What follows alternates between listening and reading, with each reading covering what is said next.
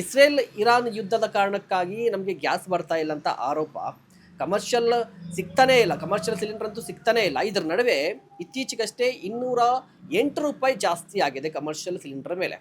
So ಇದರಿಂದ ಯಾವ ರೀತಿಯಾಗಿ ವ್ಯಾಪಾರದ ಮೇಲೆ ಪರಿಣಾಮ ಬೀರಿದೆ ಅನ್ನೋದ್ರ ಬಗ್ಗೆ ಮಾತಾಡೋಣ. ನಮ್ಮ ಜೊತೆಲಿ ಇವತ್ತು ಹೋಟೆಲ್ನ ಮಾಲಕರು ಕೂಡ ಇದ್ದಾರೆ, ಬನ್ನಿ ಮಾತಾಡ್ಸೋಣ. ಸರ್ ನಮಸ್ತೆ. ಸರ್ ನಮಸ್ತೆ ಸರ್. ನಿಮ್ಮ ಹೆಸರು? ನಮ್ಮ ಹೆಸರು ಪೆರುಮಾಳ್ ಅಂತ. ಓಕೆ, ಈಗ ಕಮರ್ಷಿಯಲ್ ಗ್ಯಾಸ್ ಸಿಗ್ತಾ ಇಲ್ಲ ಅಂತ ಹೇಳ್ತಾ ಇದ್ರಿ, ಅಟ್ಲೀಸ್ಟ್ ಇವಾಗಾದ್ರೂ ಸಿಗ್ತಾ ಇದೆಯೋ ಇಲ್ವೋ? ಸರ್ ಕಮರ್ಷಿಯಲ್ ಸಿಲಿಂಡ್ರು ಈಗ ನಮಗೆ ಸಿಗ್ತಾನೂ ಇಲ್ಲ ಸರ್. ಸಿಗುತ್ತೆ, ಆದರೆ 4,000 5,000 ಈ ರೀತಿ ಹೆಚ್ಚಿಗೆ ಕೇಳ್ತಾ ಇದ್ದಾರೆ ಸರ್ ಈಗ ನಮಗೆ. ಹಾಂ, ಅಂದರೆ ಇವಾಗ ಮೊದಲೇ ಸಿಗ್ತಾ ಇಲ್ಲ, ಈಗ ಇನ್ನೂ ಜಾಸ್ತಿ ಇನ್ನೂ ಜಾಸ್ತಿ ಆಗಿದೆ, ಈಗ ಇನ್ನೂ ಜಾಸ್ತಿ ಆಗಿದೆ ಅಂತಾರೆ.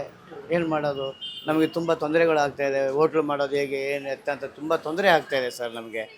ನಾವು ಫ್ಯಾಮಿಲಿಯಲ್ಲಿ ಒಂದು ಕಷ್ಟ ಇಲ್ಲಿ ಮಾಡ್ತಾ ಇರುವಾಗ ನಮಗೆ ತುಂಬ ಅಂದರೆ ತುಂಬ ತೊಂದರೆ, ಗ್ಯಾಸಿಂದ ನಮಗೆ ತುಂಬ ತೊಂದರೆ ಆಗ್ತಾಯಿದೆ ಸರ್. ಓಕೆ, ಈಗ ಮೊದಲು ಕಮರ್ಷಿಯಲ್ ಗ್ಯಾಸ್ ಸಿಗ್ತಾ ಇರಲಿಲ್ಲ, ಈಗ ₹208 ಜಾಸ್ತಿ ಮಾಡಿದ್ದಾರೆ.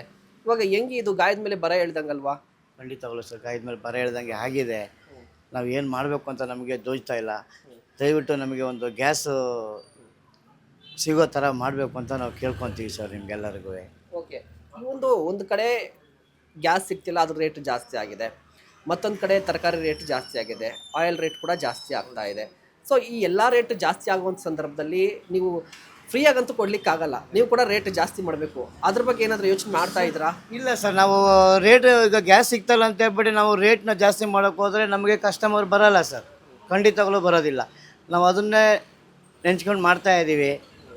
ಗ್ಯಾಸ್ ರೇಟ್ ಅಂತೂ ಜಾಸ್ತಿ ಮಾಡೋಕ್ಕೆ ಆಗಲ್ಲ ಸರ್ ನಮ್ಮ ಕೈಯಲ್ಲಿ. ಏನು ಮಾಡೋದು ಒಂದು ಅರ್ಥ ಆಗ್ತಾಯಿಲ್ಲ. ಓಕೆ, ರೇಟ್ ಅಂತೂ ಜಾಸ್ತಿ ಮಾಡ್ತಿಲ್ಲ ನೀವು? ಇಲ್ಲ ಸರ್, ಮಾಡ್ತಾ ಇಲ್ಲ. ನಾವು ಎಲ್ಲರೂ ಮಾಡಿದ್ದಾರೆ ಅಂತೇಳಿ ನಾವು ಮಾಡಬೇಕು ಅಂತ ಈಗ ಮಾಡ್ತಾ ಇದ್ದೀವಿ ಸರ್ ಈಗ. ಹೌದು.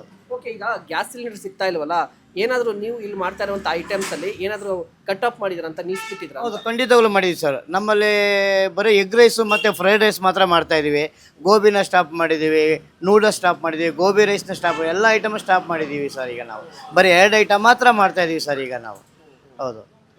ಓಕೆ, ಕೊನೆಯದಾಗಿ ಪ್ರಶ್ನೆ, ಸರ್ಕಾರಕ್ಕೆ ಏನು ಹೇಳಕ್ಕೆ ಇಷ್ಟಪಡ್ತೀರಿ?